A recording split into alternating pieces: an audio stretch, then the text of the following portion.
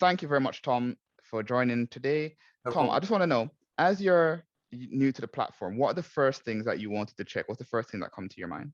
Well, part of it was like it's a new map of a system, so I just wanted to kind of be able to find my way around. The other thing I was interested in was being able to link documents together. So if I had a meeting, for example, and then a certificate that came from that meeting, be able to link the two of them together, which is quite easy to do on this platform. The other thing was if you have a reflection, for example, that you fill in with like little time and then you want to come back and edit it when you've got a bit more time available, that I was able to do that. Those are really the kind of main things I was worried about initially. And obviously all the nuts and bolts of adding a supervisor and post as well. Okay, so what we're going to do in this session is we're going to go through the dashboard. We're going to go through the dashboard is what you're seeing on the main screen now. We're going to go through each areas of the Kaizen platform, and then we'll go through the more, as you say, nuts and bolts, how to use certain things, how to find things, how to edit things, etc. That'd be great. Okay, brilliant. So on the left-hand side, we have that title that says Hire Trainee. Yep, right there on the upper left-hand side. That allows you to switch roles. So whether you be a trainee, supervisor, etc., it allows you to switch between your main dashboard and your summary page. So you've just clicked into the summary page and now you switch back to your dashboard. We'll talk about the summary page later on in a minute. So on the left-hand side, you have your alert section.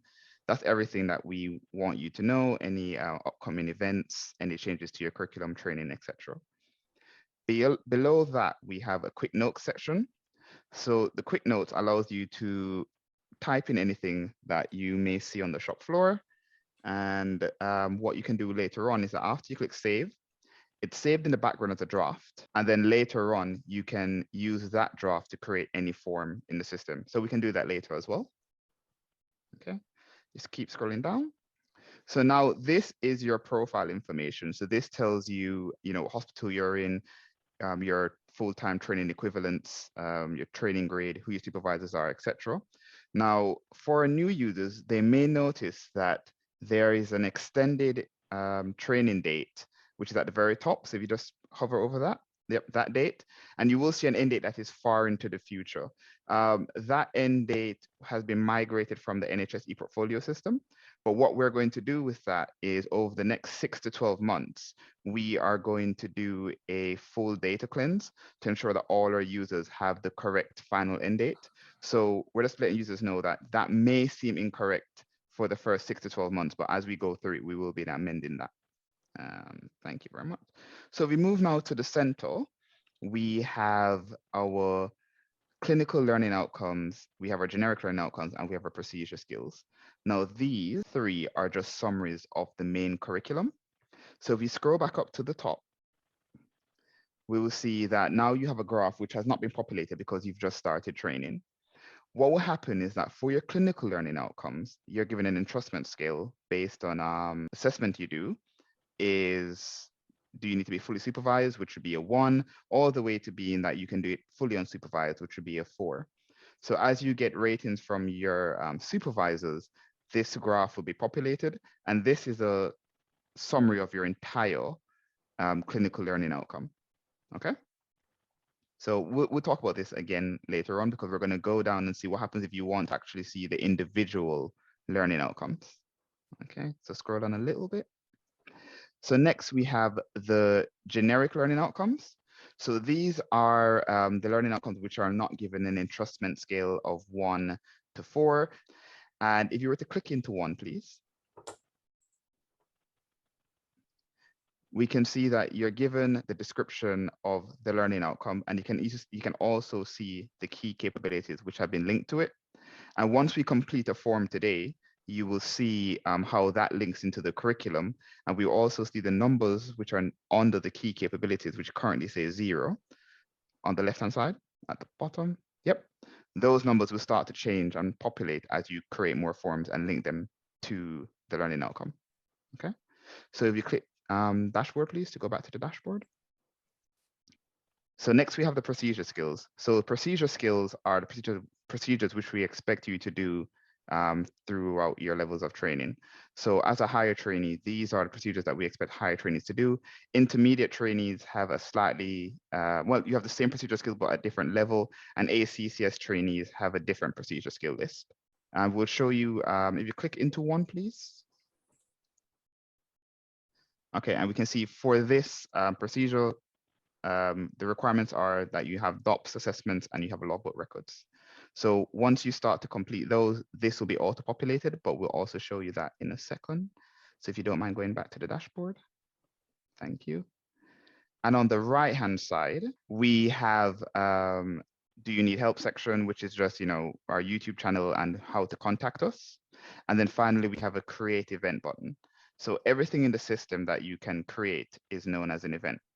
So if you click that, and you can see that we've broken down all your events into categories. So these categories are based on the curriculum. So if you scroll up to the very top, you have your usual assessments, training posts, and educational meetings. And then it goes into your procedural logs, your reflections, MSF teaching, research, etc. Okay. All right, thanks for that, Nick. So what we're going to do is I'm just going to show people just a quick couple of bits that we need to do probably as trainees. So if you go onto a timeline, you can see your all events. And I've got a couple of things here and I'll talk through them now. So I've put a couple of PDPs and I've had my educational meetings. I'll show people how to put those in. I've also added my post and I've got a supervisor for that post. Anyone who hasn't done that already should probably do that now. And then I've also got an educational activity that I've linked to document to as well, which we can talk about. And I've linked a couple of these to our curriculum headlines as well. So I'll just start with showing how to create a new post just for people to start. So if you go down here, scroll down, and it's add a post, go past it. So yeah, you select your health board, edited the date range there from the top to August. And I'm just going down to my hospital here, which is Morriston. So I'm just going to click on the health board. I'm going to click Morriston Hospital. And then what grade I'm going to be in that role, which is ST4. I'm going to be 100% for the role, and I'm obviously doing emergency medicine. And then you can just say complete, and that will then add that post. The other thing is as well, there's an edit function as well. So if you made a mistake or you want to add something to any post you've made that doesn't require supervisor input, you can edit and then save it again. You can then select your supervisor by going on create new, add a supervisor. And today we're going to add Nick to that. So the email should come up if they're already registered on Kaizen. So I'm just going to submit that just to show people how to do it. Okay. And then we're going to show how to create a form now for a DOPS or a CBD. Do you want to do a CBD or DOPS? Oh, it's up to you. Let's do a CBD. So we can put the date in.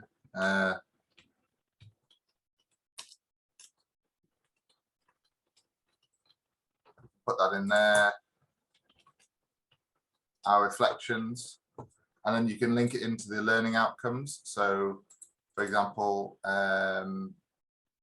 you could do it as a procedural skill, which is procedural skills are number 6. Number 6. So to when you're indicated to do it, how to do it, and obviously if you supervise anyone, you can put that in as well. And then if you want to get the supervisor's feedback, if you're right there with them and you can do it, you can get them to fill it in front of you with filling in the same device. You can get to go through all these bits. If not, you can send it to them like you would have been in the past, and you can ask the supervisors to fill in the rest of the form there. And then before you send it, Tom, I just want to stress something. If you scroll down, so with the curriculum, you can actually link to multiple learning outcomes and multiple cases as you've just done. So now you've just selected learning outcome 6, but you can actually select also learning outcome 9, learning outcome 10, etc., all at the same time. Also, please do not select the outer level, which is the learning outcome, drill through down to the KC, because that's what populates your charts that's on the dashboard. Thanks, Tom. Sorry. No worries. And then we're just going to send that. And if you've made a mistake or anything, you can retract that before the supervisor fills it in. But once the supervisor's filled it in, you can't edit it. Is that right? That's correct. So there's also the quick note we put in earlier from the dashboard page. So that's the prompt there, test for today. So we can click on fill in and we can make that into a formal event now. So again, you can click turn into event. And then let's say it was a reflection. So you can put reflection as part of that. And so you've got the little prompt there, which hopefully is going to give you that information. So, you know,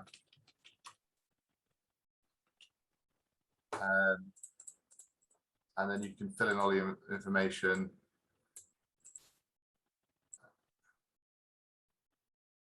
That you need to do, and then you can save that.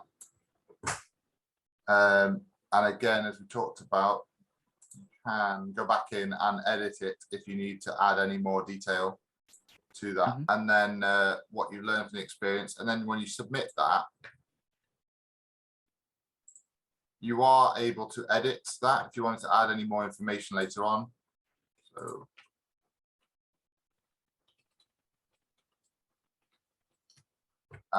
and you can save that. And then also you can link all of these documents that you make to learning outcomes. So there's two ways to do that. You can do it in the form. So actually there's three ways to do it. You can do it when you create the form, after you've created the form. So you could click add tags here at the bottom of the page. Yep. And then you choose where in the curriculum you want to add it to, which KC in the learning outcome. Or you can actually do it in the curriculum itself as well. So we'll probably see that in a second.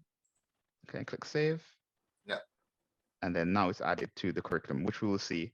Where did you add it to? Sorry, learning outcome 7. So when we go to the actual curriculum, we will see that as well. So we'll just save that again, just to make sure. So that's fine. Dashboard again.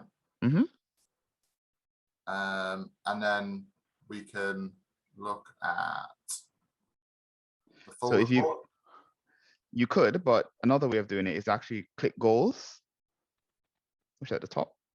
Okay. And this is where the goals houses your entire curriculum. So if you were to scroll down, we can see, yep, SLO 7.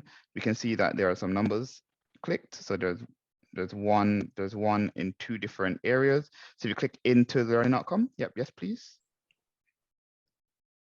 This is where you would see your key capabilities on the curriculum, and we can see the reflective practice has been linked to it. And you did a self-learning exercise before, which has also been linked. Yeah, okay. That's right. And then obviously on the timeline, we can see all of our kind of inputs there. Okay, so we're going to go about the personal library. So we're going to go into documents. And you can make new folders for things, and you can upload documents as you would have been able to on the old portfolio. So we'll make a new folder now.